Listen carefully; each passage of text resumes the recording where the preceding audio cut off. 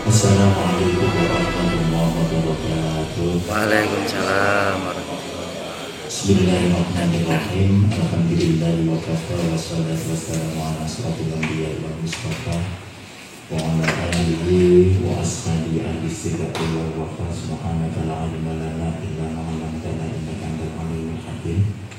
Rabbi shrah li sadri wa yassir li amri wa hlul 'uqdatam min lisani yafqahu qawli. Wa sallallahu ala sayyidina Muhammad wa ala alihi washabihi ajma'in. Yang kami hormati Ibu Bupati Kabupaten Mojokerto, Ibu Dina Fatmawati MSI. Yang kami hormati pokoknya rone Ibu Dina Fatmawati, Bu Dina. Yang kami hormati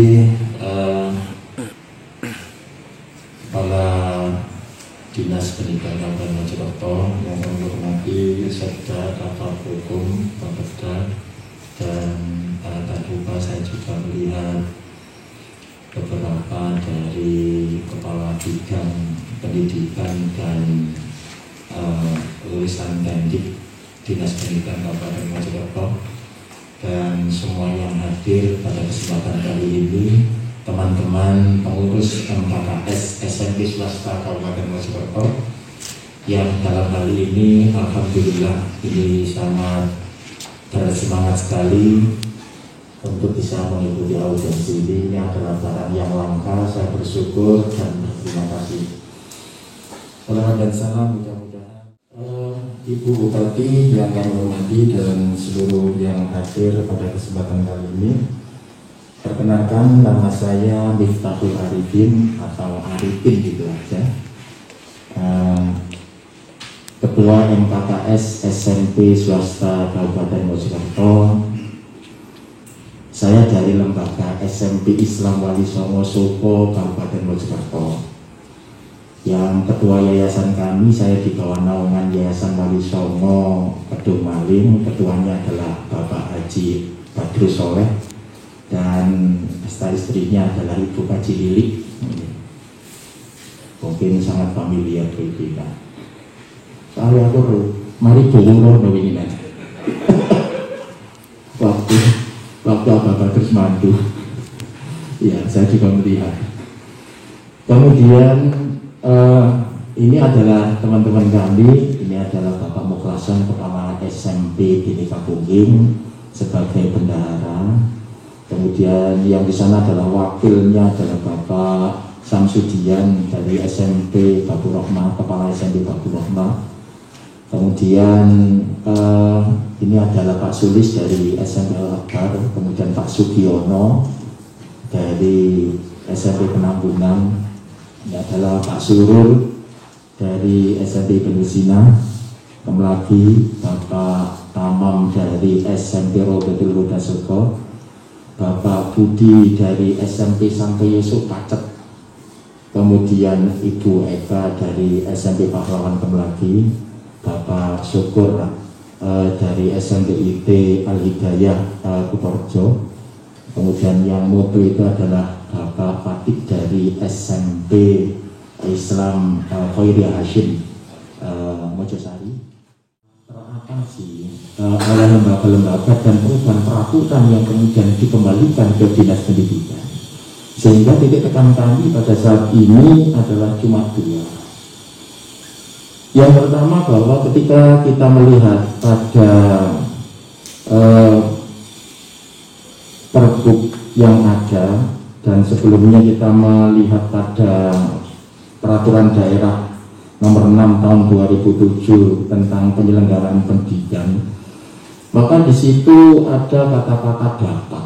Yang di situ saya mohon ketika nanti ada perubahan-perubahan, jadi yang kemarin kita dengar ada hak inisiatif dari Dewan untuk bisa merevisi Perda nomor 6 tahun 2007, karena di sini juga bahwa kata-kata dapat itu merupakan pasal-pasal karet yang kemudian nanti iso iya iso gak, yang artinya di situ ketika kita melihat pada pergub-pergub yang ada, misalnya Pergub nomor 24 tahun 2016 tentang bisnis penerimaan tunjangan BTT dan PTT.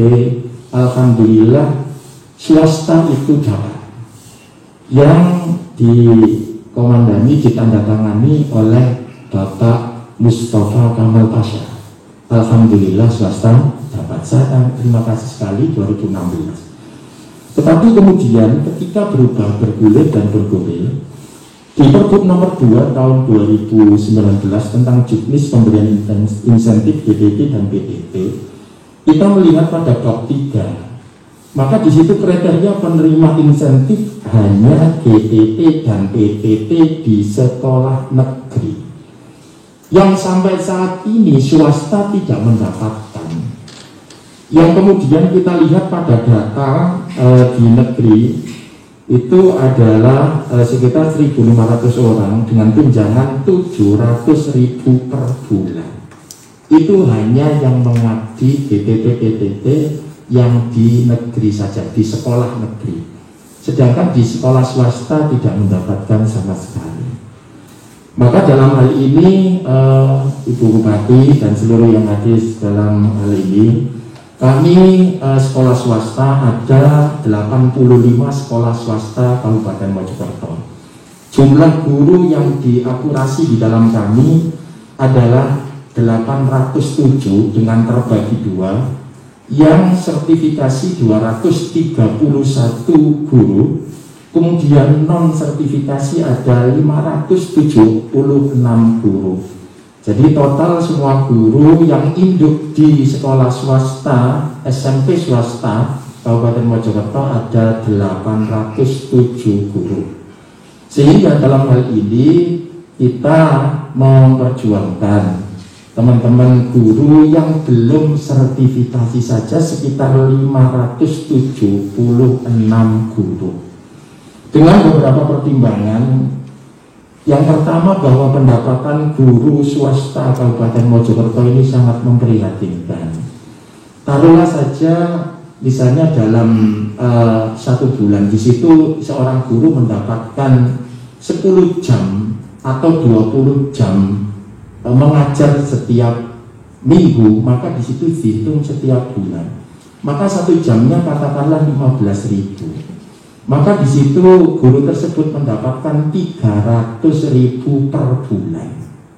Maka ini sangat jauh sekali dengan kriteria UMR yang ada di Kabupaten Mojokerto. Sehingga dengan angka 300, bahkan ada yang 175, ada yang 120 dan seterusnya. Ini adalah guru-guru sarjana S1 dengan gaji sekian mengabdi di sekolah SMP swasta Kabupaten Mojokerto. Maka dalam hal ini pertimbangan yang pertama yang bisa kita sampaikan. Yang kedua adalah beberapa kabupaten kota di sekitar Mojokerto ini juga memberikan insentif kepada guru SMP swasta yang ada di kabupaten kota Mojokerto, kota masing-masing. Yang misalnya di kota Mojokerto, walaupun mungkin nantinya seperti itu di kota Mojokerto, maka yang mengabdi di swasta dapat 1 juta per bulan. Kemudian Kabupaten Bojonegoro, setelah kita sounding dan melakukan riset kecil, maka di situ 600.000 per bulan di Kabupaten Bojonegoro. Kemudian di Gresik, guru SMP swasta mendapatkan 900 per bulan. Kemudian di Pasuruan mendapatkan 250 per bulan. Kemudian di Kabupaten Malang mendapatkan 350 per bulan. Nah, dari beberapa kabupaten kota di sekitar kita ini yang kemudian sama-sama guru swasta yang mengabdi di swasta, ini saya mohon terkabulnya aspirasi kami, yang kemudian saya mohon kepada Bupati Mojokerto untuk bisa sejalan dengan apa yang menjadi keinginan pengurus MKKS. yang artinya seluruh pengurus MKKS yang ada ini sudah sertifikasi, yang artinya tidak berhak ketika misalnya nanti bidok itu sudah tidak berhak semuanya ini.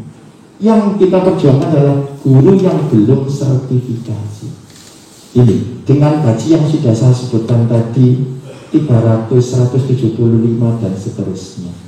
Nah, dengan pertimbangan yang selanjutnya adalah bahwa ketika pengawas pendidikan itu survei dan pembinaan serta monitoring di SMP swasta Kabupaten Mojokerto, ini biasanya di situ ada semacam ketimpangan dari kinerja dari guru swasta yang sudah sertifikasi dan kinerja dari guru swasta yang belum sertifikasi, sehingga pengawas pendidikan dalam hal ini tidak mampu untuk menuntut yang lebih tinggi lagi tentang kinerja guru yang belum sertifikasi, tetapi di situ mampu untuk menuntut kinerja yang lebih tinggi dari guru yang sudah sertifikasi, sehingga ketika nanti sama-sama mendapatkan yang di situ, yang guru sertifikasi mendapat tunjangannya, yang belum sertifikasi mendapat tunjangan dari pemerintah Kabupaten Mojokerto, maka di situ peningkatan kualitas sama-sama bisa ditingkatkan. Yang di situ pembinaannya adalah di Dinas Pendidikan Kabupaten Mojokerto melalui pengawas masing-masing. Maka Ibu Bupati dan semua yang hadir pada kesempatan kali ini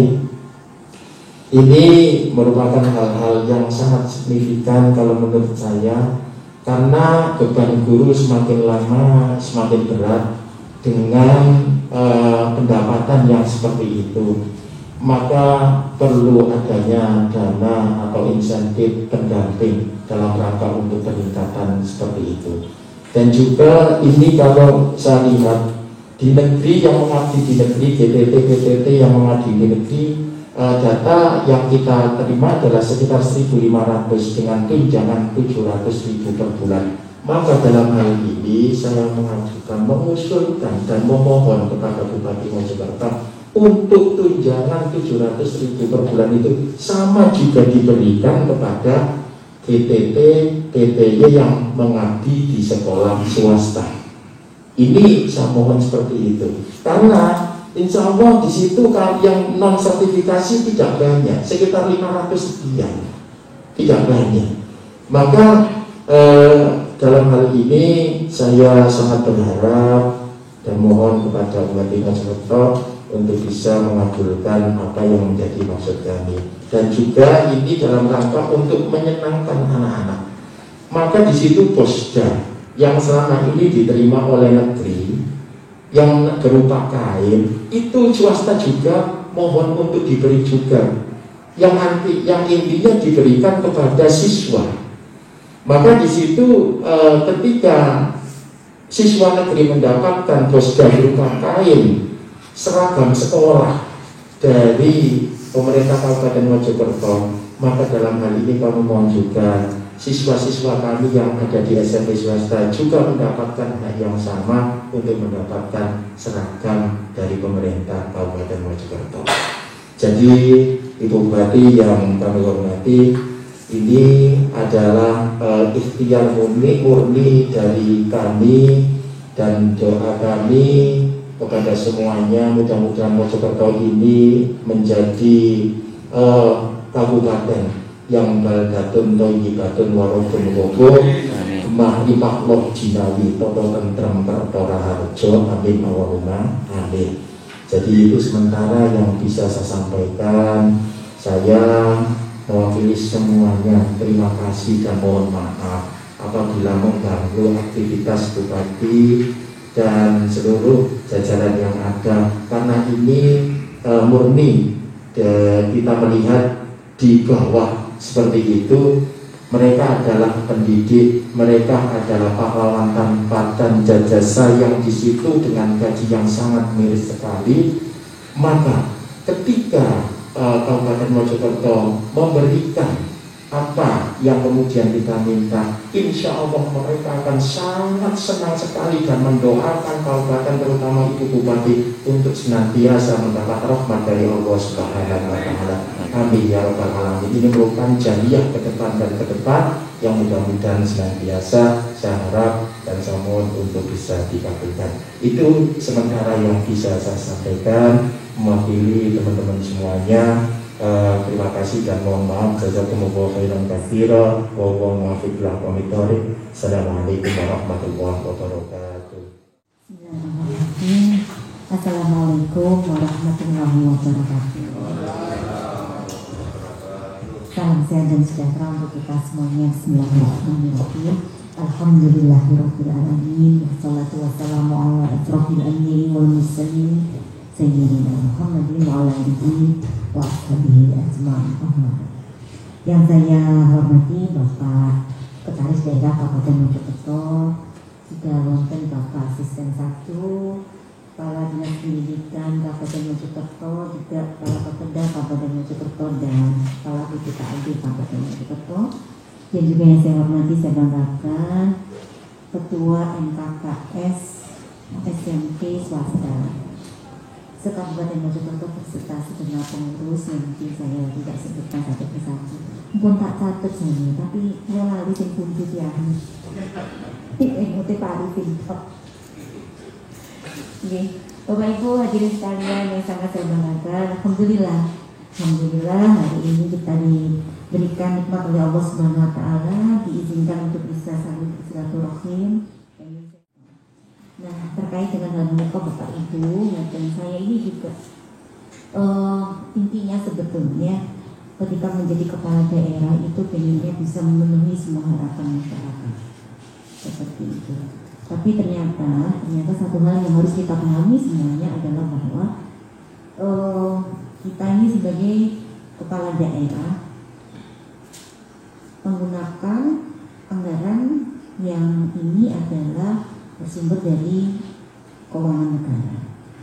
Jadi pemerintah daerah itu secara garis besar itu sumber dana yang dikelola untuk membiayai semua kebutuhannya itu dibagi dua.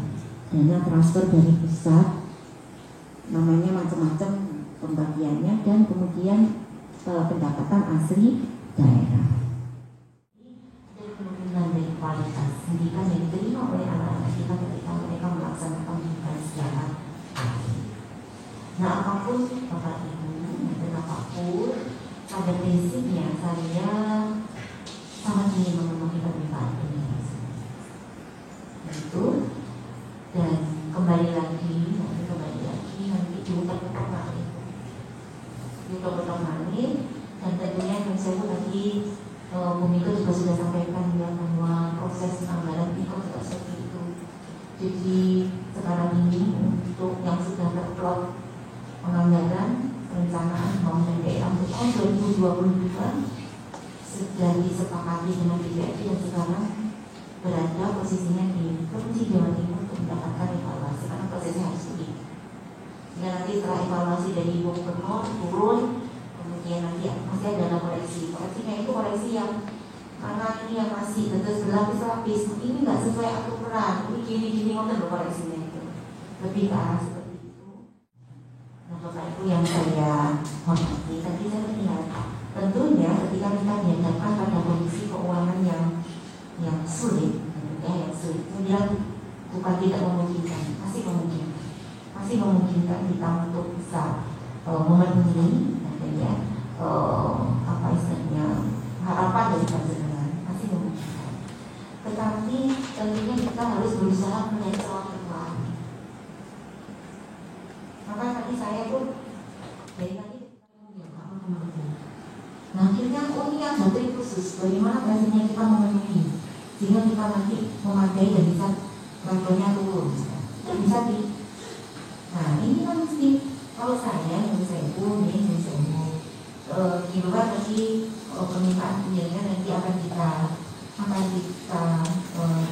dipanjangkan lah nanti apa yang bisa nanti kalau sudah benar-benar terkunci tidak bisa di APBD Induk 2022 masih ada harapan untuk di tahun PAPBD 2022.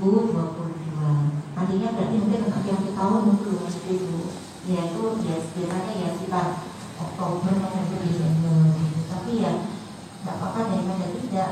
Yang penting kita sesuai aturan lah daripada nanti ada yang dikorbankan dengan insan. Jadi kalau di sini satu yang bisa saya sampaikan adalah bahwa ketika ini nanti istilahnya tidak melanggar aturan, maka kalau nanti dicarikan potensi, karena berarti nanti kalau saya bilang dicarikan potensi belum, berarti